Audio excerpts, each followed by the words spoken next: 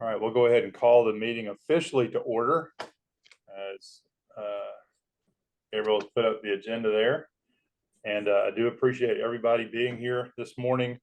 Again, we should be able to get through on time. The call is being recorded and notes are being taken as well. And hope everybody has a chance to chat in the offset. If you need to, keep up the relationships going on, and we do appreciate it.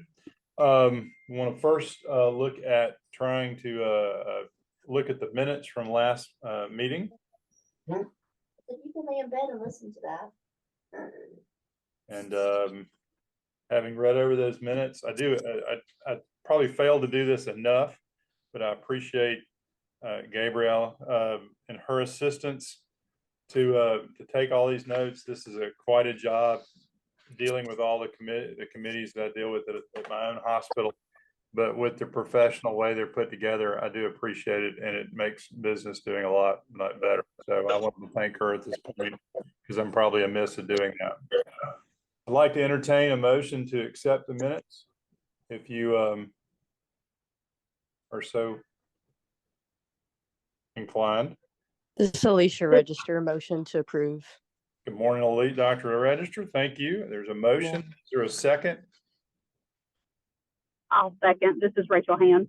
Good morning, Rachel. Thank you very much for the second. Is there any discussion now that we have a motion on the floor to approve the minutes? Any additions or corrections? I did not see any.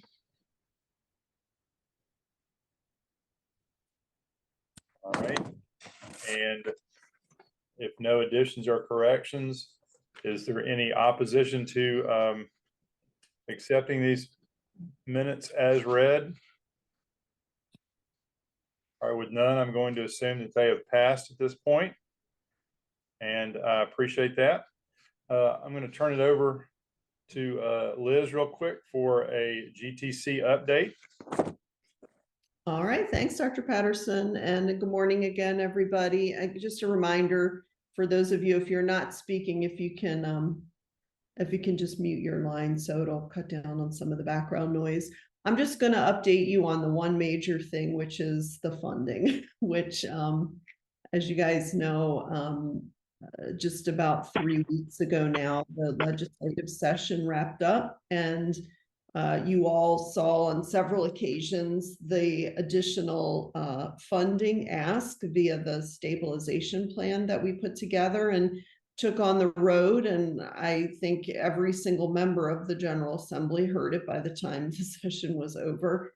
The ask was for a total of $61 million, and we didn't quite get that. But I will say that what we did get, they put a line item in there for $4 million additional, which you could say, well, that's a real small percentage of 61 million, but the big win was the language that went along with it, which the line item for the additional 4 million said initiation of a multi-year stabilization plan for the trauma system. So I think that was a huge win, because I think now we have to sort of start on our thank you tour for everybody who supported us, and then we just have to make sure that we get that line item in early enough so they can sort of go back and forth, and we don't lose. At one point it was up to 6 million. So at the very end of session, the FY25 budget went down to the wire. They didn't approve it until about 10:30 at night, and it was in the conference committee that it went from 6 million to 4 million. So for such a short-term push, we didn't start on this until probably August or September of last year, and it was well after the governor's budget was already out, so it wasn't even in there. So I think it was a huge win that we at least got something. So it's great news for all of you, because although it's not final yet, I will say that the Commission's Finance and Budget Subcommittee, or committee rather, sorry, stop using that subcommittee word, just approved last Monday to change the funding formulas from our typical, you all level 3s and 4s all got stipends. And then the 1s and 2s had this very complex formula that, Katie, we always joke that we'd have to keep the formulas under lock and key, because if we ever lost it, we would not know how to distribute this funding. Very, very complicated. Served us well for a long time. But now levels 1, 2, and 3, we're gonna, when we talk to the legislators and we talk about how many cents on the dollar and what a great deal trauma care is, because we provided for only 7, 8 cents on the dollar. The increase, the spread will be equal among all centers based on the documented readiness costs that we have. And if you weren't part of this group, we did do a readiness cost survey based on 2019 financial data that you guys submitted, and the level 3s average was 1.7 million. The level 4s was 81,000. We know the level 4s were probably not as accurate as it needed to be, and we're going to work on getting additional data in the future. But so the level 1s, 2s, and 3s will be preliminarily at 8 cents on the dollar. And I think that takes the level 3s from your stipend of 75,000 to about 130,000. And again, not final approved, but this is what was preliminarily approved by the Finance and Budget Committee. And then the level 4s, because 8 cents on the dollar would do nothing for you and actually move you backwards, the commission voted to go to 50% of your readiness costs, and your stipend right now currently is 25,000, and it would bump you up to, I think it was about 40,000. So that is a good win, I think, for level 3s and 4s. And if I believe we talked about it before, the only other thing in the budget is that there was a Senate Bill 515 that was an EMS pilot project that came from Senator Bo Hatchett. The line item was put into the commission. They wanted the commission to adjudicate that money, and it was just over $4 million. The line item stayed. They cut it back to just over 2 million, but the bill did not pass. We had a call about that earlier this week, and Senator Hatchett wishes for us to move forward if the money stays in. The problem is the governor still has to sign the fiscal year 25. I've already been asked by the governor's Office of Planning and Budget about what the extra 4 million is going to do for the percent readiness funding, et cetera. So I've sent all that off, and they were going to make phone calls on their end to, shore up the likelihood that money will stay in there. But I don't want to get too excited about anything until it's signed. So those are the major budget updates, and happy to take any questions on that. Actually, I think that's great news, Liz. Thank you very much for that. Is there any questions on that? Again, we dream big, and we have to keep moving in baby steps and keep moving forward. And I think this is better than we've done in the last couple of years. All right. Any other questions or comments on Liz's report? Thank you, Liz. Appreciate it. Thank you. We'll go on into old business. March pause update. Is Courtney on the line?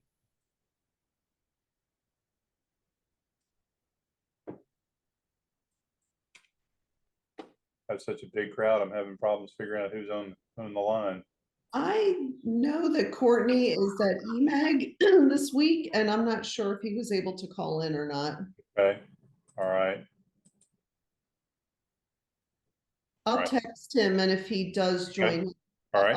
I'll let you know. All right, appreciate that. Moving on, old business, the action planning for the Pennsylvania Trauma System Foundation consult visits and ACS system consult visits rural focus review. Really underneath that, we had been working on a rural and non-trauma center resources and demographic survey. Alicia, do you have an update on that? I don't have any updates since the last meeting we had. Does anybody else have any updates? They may know something I don't.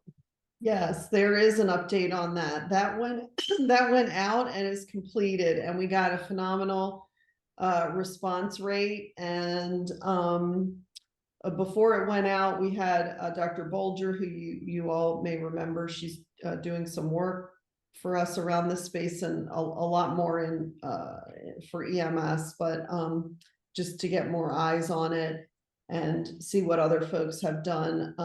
But we are planning for the person from Mercer that actually put all that together for us. Dr. Register is gonna present the findings at the May commission meeting. So they're aggregating all of it now, and we'll send it back. But we had a really good response rate as of what we have heard initially.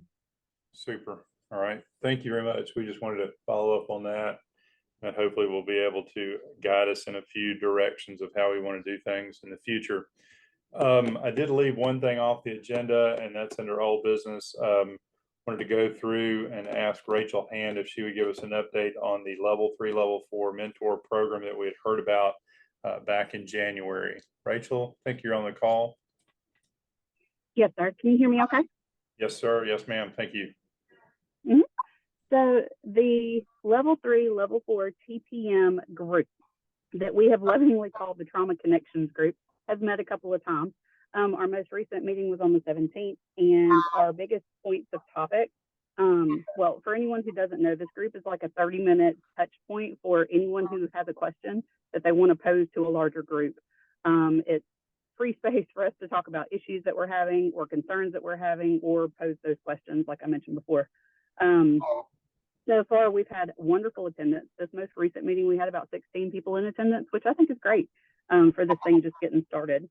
Our biggest points of discussion that we were talking about were transfer times. So we had discussion revolving around how people monitor this metric at their respective centers, how they monitor metrics in between arrival to disposition time or decision time, and then from decision time to when the patient left department, how people are capturing this data, and also how they classify their non-emergent, urgent, and emergent type transfers.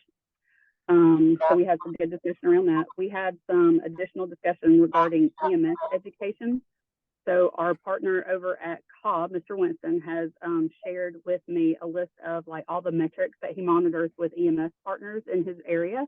And that is going to be sent out to the group probably this afternoon. I have it. I just need to shoot it out to the attendees of that meeting.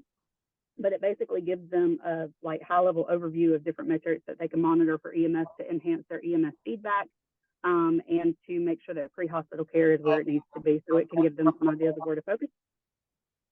Our next thing was we did discuss injury prevention tactics. So again, referencing Cobb. Sorry, Winston, I'm putting you on the spot if you're on. But Cobb had a real big push for like injury prevention initiatives out of their ACS visit. And so one of the things that we were talking about was them starting up a real focus on fall prevention education.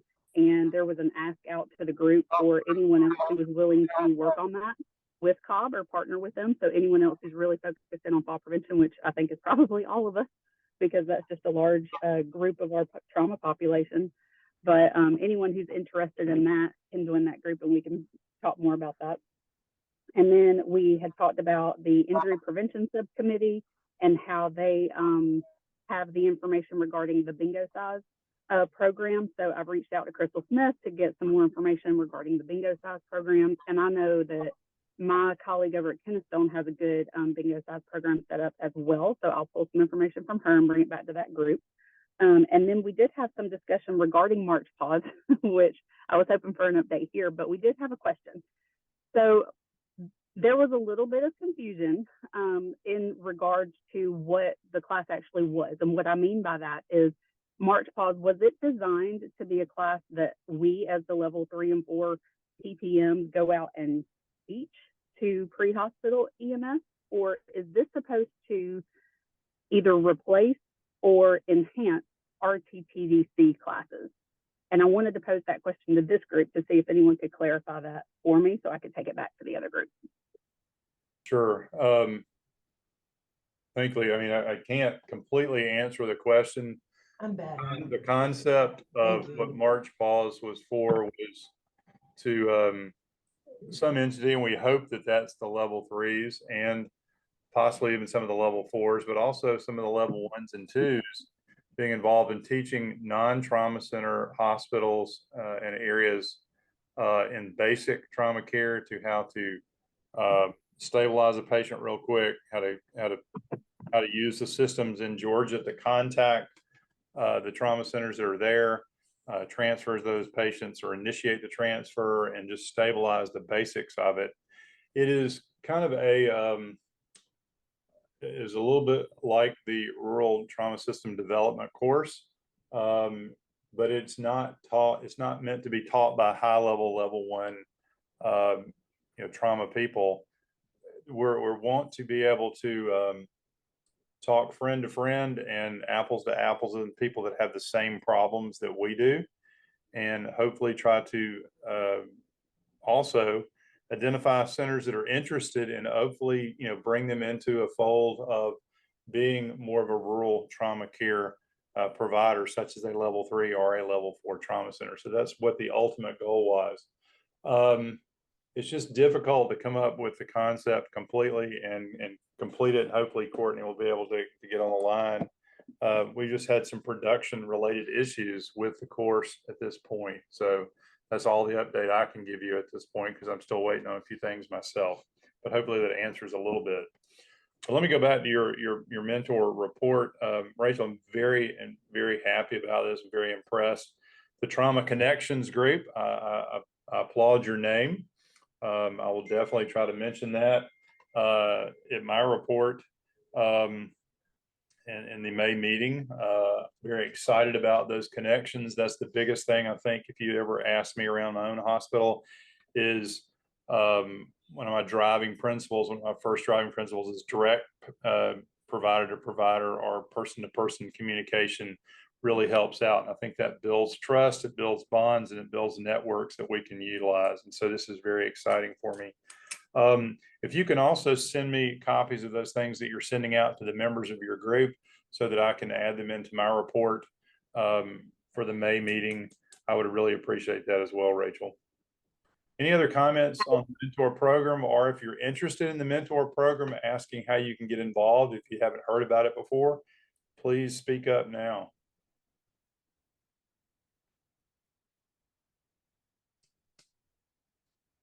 All right. Well, we will continue to push the mentor program. I'd like to kind of add it into kind of a standing update right now for our old business.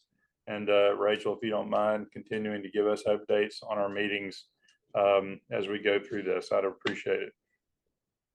Absolutely. All righty. Moving on to new business. One thing that we had discussed, and we've actually asked, and the commission had given us an extension because of COVID, because of multiple issues, because of the new standards. Multiple reasons have caused delays in both consultative visits and verification visits from the ACS. We were really not going to be able to meet our timelines based on what the GTC had wanted. So we had asked for an extension, but after going back and looking at this, they kind of put me on the spot and wanted a date. So I gave them a date at our last meeting. They voted on it, they approved it. But unfortunately, after going back and looking at it, I was probably not really factoring in things very quickly in my very simple mind about how to do this. And so we've met on the backside and tried to talk out what we think is a reasonable timeline. So if you'll bear with me a little bit in looking at this, the original timeline, I believe, was for June of 2025. Is that correct? It was actually 2024 and we pushed it back to 2025. Right. Okay. Sorry. And then we kind of realized that with some of the newer centers that have come on, they'll be kind of left out in the cold because they wouldn't be able to really participate in that area. And so we wanted to include them, and that specifically being SGMC and Piedmont Henry.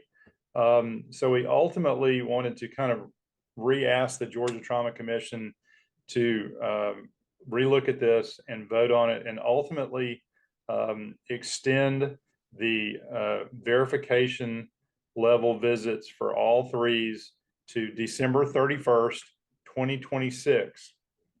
And right now, with checking with ACS in the last couple of weeks, the minimum is what they need is 14 months in advance to schedule a verification visit right now. So if you scheduled one today, your verification visit most likely would not be until June of 2025. So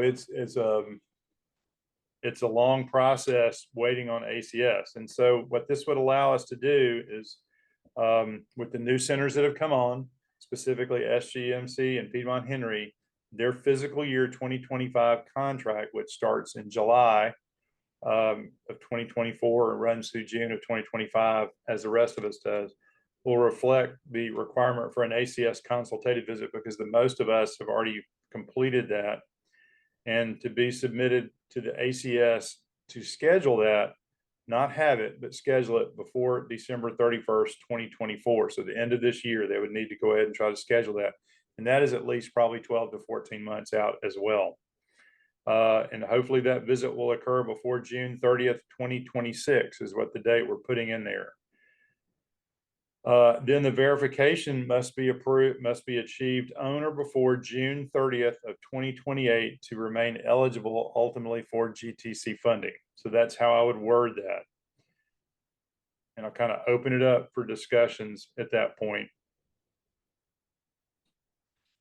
And again, one of the things that we have the mentor group for is to, we know this is a lot of work, but you do have friends out there who have gone through it or who are going through it and who are willing to sit down and help and share and help everybody promote a stronger rural trauma system in Georgia. Any thoughts on that?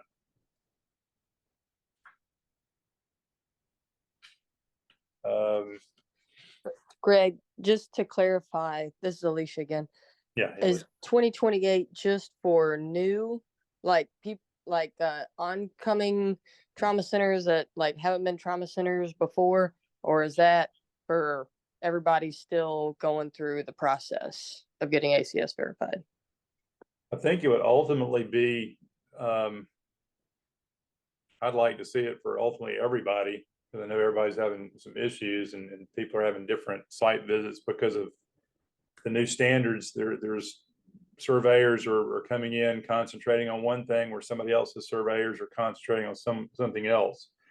I'd like to see it for everybody at this point myself. Liz, do you have any comments on that? Okay, so I just put it in the chat what you just said, because I know it's a lot and it's early. You're like me. So we were for the most recently designated level 3s, which really only applies to South Georgia and Piedmont Henry. The next year's contract, we will put the and this mirrors the process that we did for level 1s and 2s. Just so everybody knows, we'll put the requirement in for the consultative visit application to be put in before the end of this calendar year. So by December 31st, 2024. But your visit will have to occur before June 30th, 2026. So that gives you about a year and a half from when you put application in, which you got to put the application in or else you're not going to be able to get your visit because they're 14, 15 months out at this point. And then you must achieve verification on or before June 30th, 2028 to remain eligible for funding. And that's in the chat. For the centers who are not South Georgia Medical Center and Piedmont Henry and who've been in the system longer, we know there have been delays for, we talked about the COVID. They kind of stopped doing consultative visits to get caught up post-COVID. And then there was the blackout period for the transition to the gray book. So no consultative visits were going on for that. But for the existing centers, I think we talked about we extended it once from 2024 because it was the level 1s and 2s just completed their requirement June 30th, 2023. So after the year after, which goes back to 2018 when we first promulgated this, the year after 2019, we said, okay, level 3's year in now too, it'll be 2024. The COVID situation, we pushed back to 2025. And then just based on the blackout period and the meeting that the commission had in February, pushed it back to 2026, June 30th, 2026. So the question is, I think what you're asking, I'm not sure the commission would give until 2028. I would say we probably need to come up with some, I think the last person, and I think there's one center left for consultative visit, and I don't want to call anybody else out, but if you're on the call and you want to speak up, and I know we've talked about it, myself with that center directly, there's still one center to have a consultative visit left in by September later on this year. So that is still a little bit of tight turnaround. I would say that that's tough, but I think we probably need some kind of middle ground about when to do it. I think it's reasonable for the newer centers who were more recently state designated to go to 2028. And Dr. Patterson, are you saying to just put everybody on the 2028 timeframe, or just the South Georgia, the Piedmont Henry, and anybody else who comes in the system? I think the reason my thinking was that I originally thought that at least extend, because we had extended it to June of 2026. And then we talked about extending it to, or asking for an extension to December of 2026, or January 1st, 2027, however you want to look at that. The problem is that, we've got 2 new centers that are coming on. We're starting to kind of fill out these, individual things, and we're going to have to go back to the commission every single time. I would either favor going to at least December 31st, 2026 minimum, or going on to maybe January 1, 2028, or June 30th, 2028, which we proposed here. The reason being is that if we have any other new centers that come on, we're going to have to give them another extension to, depending on when they join, 2029, 2030, that kind of thing. But I'll give you one of our problems. We've had our consultative visit. We're talking about trying to schedule our verification visit.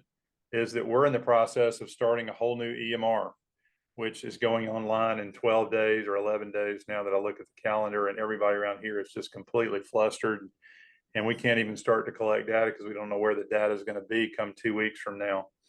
So everybody's got their own, their own little issues in there, their day-to-day issues. And I don't know, I'm just trying to give everybody a little bit of a break. I'm interested to hear what anybody else has and wants to talk about. But I think we at minimum need to extend that date for everybody that's existing to December 31st, 2026.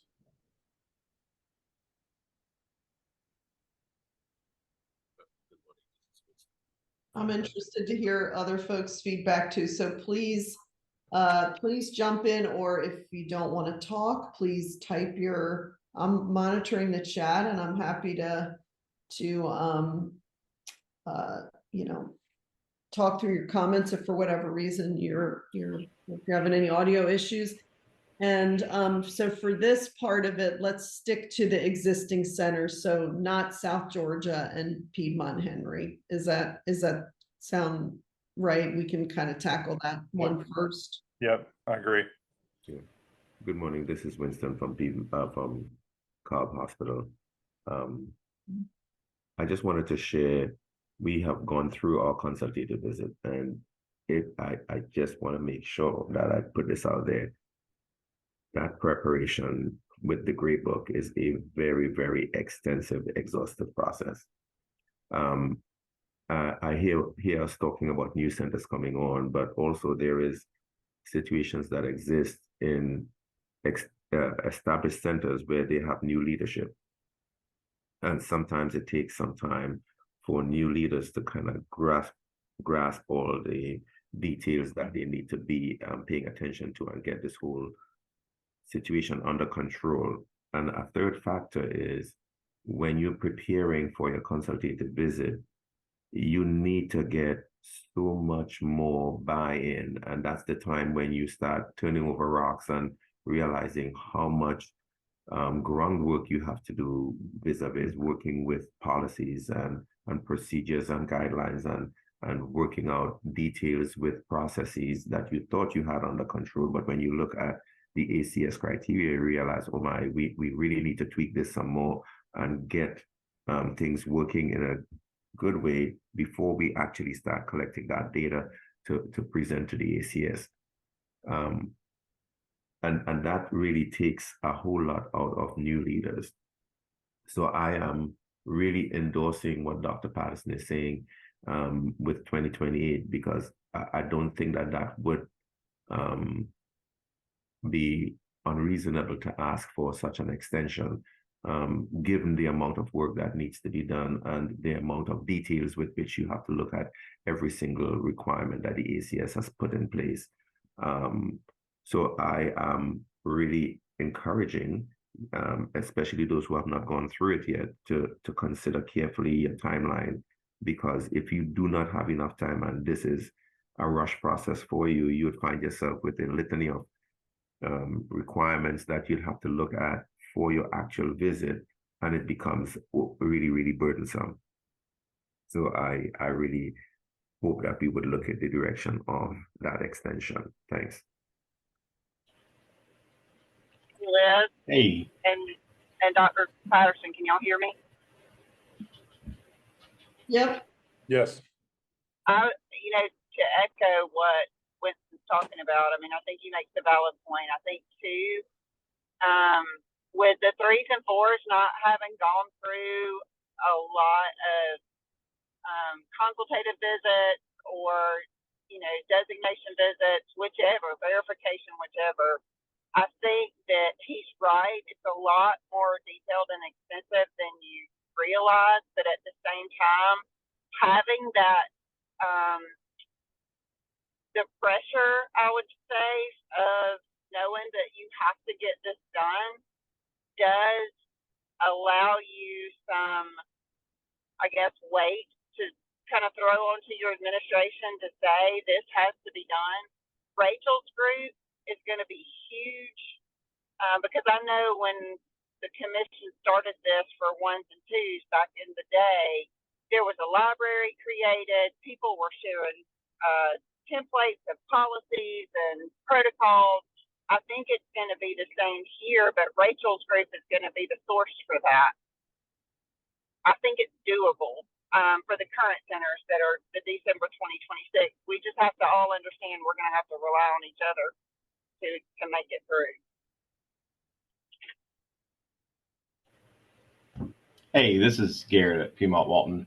I don't mind saying I'm the center that has our consultative visit in September, and this will be our first ACS consultative visit go around. So, to piggyback off of, Winston and Kelly and what Liz was saying, it is a tight turnaround. And so, the added time would certainly be beneficial to make sure that we're set up for success, which would be, greatly appreciated. And as you'd mentioned, other centers that need that time, trying to make all of us have our best chance of getting this done. And I would completely agree with both y'all's points.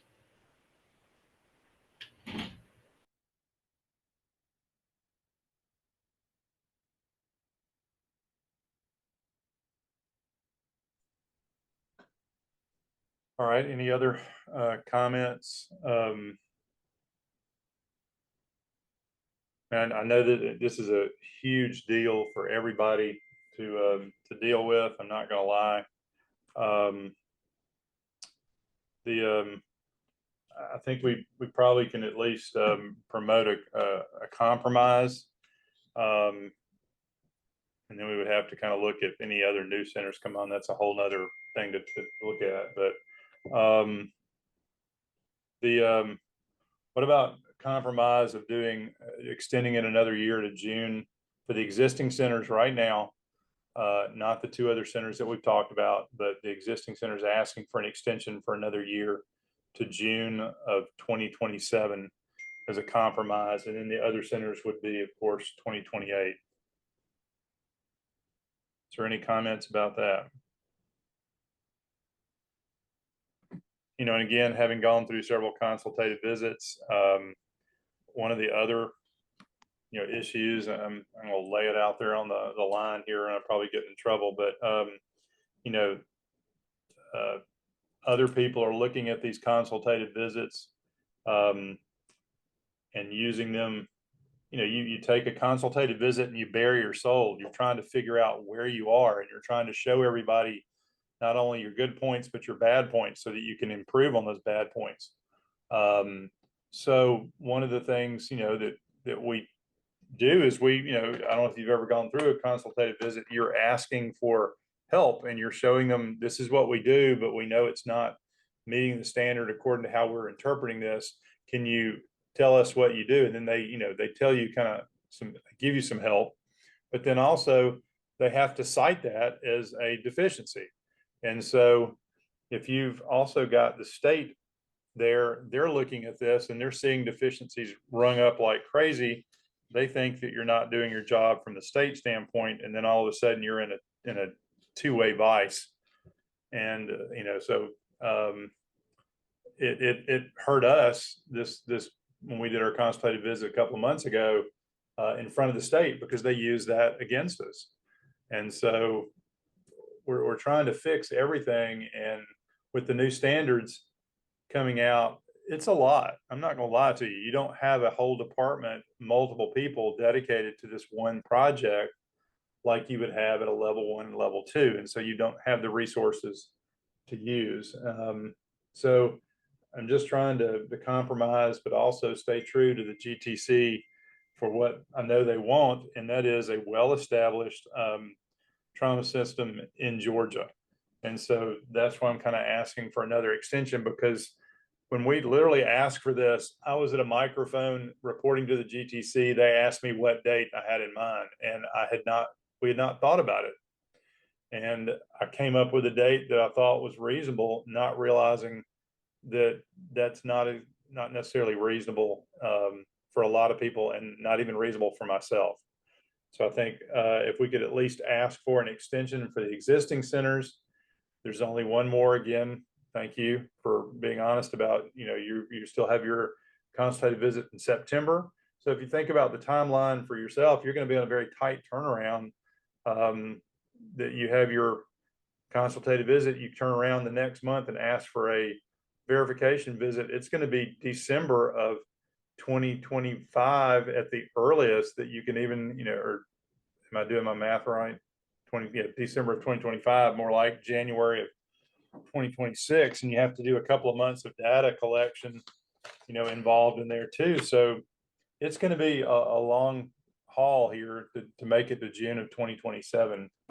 So I think at least June of 2027 would be a compromise, and then January 1st of 2028 for the two new centers. Is that a reasonable compromise? Anyone? Yeah, I think that sounds reasonable personally. Thank you for your support, Garrett. You don't know how, like, even on a Zoom call, you feel a little bit like you've got your pants down here and you're in front of everybody, even though the camera's not working. You got a couple comments in the chat that Ashley Bullington feels like that's reasonable, and Good. Yeah, good compromise. All right. So right now, what I'll do is at the May meeting in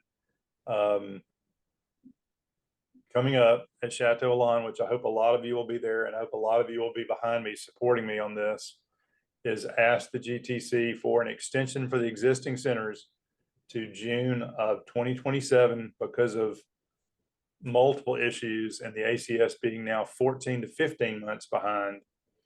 And with the new advent of our mentor group, and hopefully having some shared resources out there that we can all use that will help. And then with the two new centers continuing their funding with the clause in their fiscal year 2025 budget to ask for a consultative visit by the end of this calendar year 2024, and then have that scheduled by June of 30th of 2026, I believe is how we had it had. And then the extension for the existing programs to June of 2027, and then the two new programs being verified by January 1 of 2028. We can actually make that June, I think June 30th, 2028, because it would be the end of Okay. the contract year. I think that was. Yeah. I'll check right now, Yeah, just- you're right. I'm sorry. That's probably a good idea. My fault. Well, and it just means that it would have, the verification would have to be completed before the visit, the site visit, because in the way the level 1 and 2 contracts are set up now, we know that, you know, if you have your visit before, I would not recommend pushing out your visit that far, just FYI. But you have until that, you know, I think we made it 90 days till like October to get your letter in, because we know that the college is sometimes not very timely with those things. So so that would work. All right. Okay, so we'll move on real quick. And Do you then want to get someone to make a formal motion? That way Sure, we sure. we can take a vote, and you can take the and it might be helpful if someone else can oh, I'm gonna Heard be- this. Yeah, I mean, I would definitely make a motion to vote on extending this timeline for the existing and then the new ones. You know, my center at Chris, we've been through 2 consult visits now, and there was definitely a lot of improvement between the two, but we still have more work to do. And it's a very extensive, time consuming process to prepare. And then the different site evaluators from the ACS kind of focused on different things. So the stuff that you had really worked on, they like didn't really focus on. So, but yeah, I would make an official motion to propose the new timeframes and get a vote on it. I'll second the motion. Was that Garrett? Yes, it Yes, was. ma'am.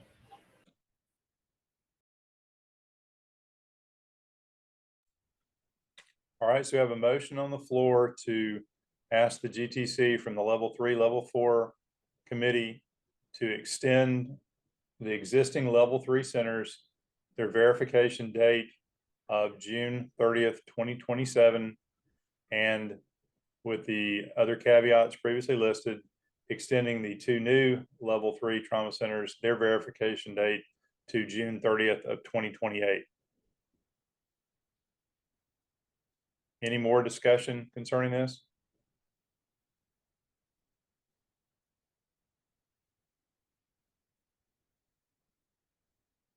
All right, hearing none. Can we have a vote, I guess, or don't know how to do a vote on a Zoom call. There is actually an reaction thing you can use. You can do your thumbs up if you agree with it, and then I guess just anybody who doesn't agree, which I hate that because people don't want to speak up, but you know, but this is your meeting, so if you really have issue, I like the thumbs up. yeah, that works. If you're on the call on your computer, that will work, or if they just want to put it in the chat too. Most people are giving the thumbs up in the chat and agreeing, so. I see no negative votes at this point, so I'm gonna continue to count, but I'm gonna say that this is passed, and we will ask for this at the upcoming May GTC meeting. All right, while you're continuing to give me that, I did want to continue on with the agenda. We'll do our annual access to specialty care update in August for the August and September meeting. I can't remember which one it is, either end of August, 1st of September for the end of the summer meeting. And we'll send out, probably after the May meeting, we'll send out sheets to or surveys to see who in the level 1 and level 2 centers are offering certain services that we need to get, such as ECMO, replant, burns, etc.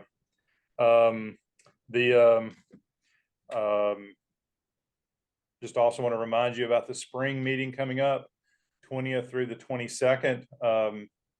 I hope to see all of you there. Please, let's try to use the networking time to meet face-to-face, talk face-to-face.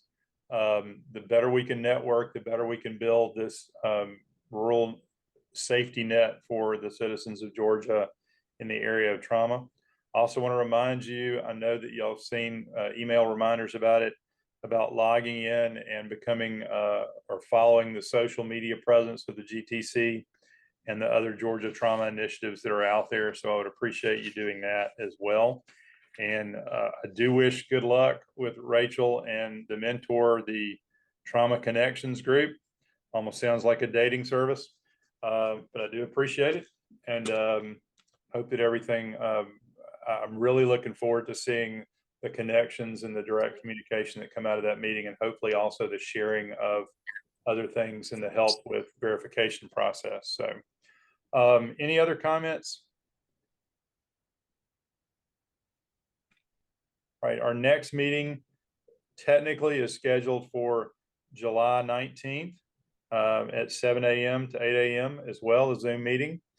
This will be before the August, September summer GQIP, TQIP meeting. And I hope to see everyone in May. Is there any other last comments? I'll take a motion for adjournment.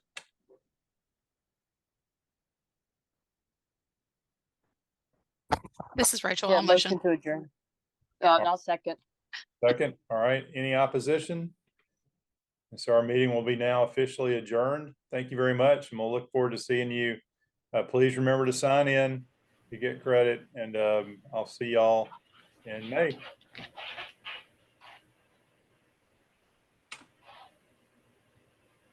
Thanks, everyone. Great job. Thank you.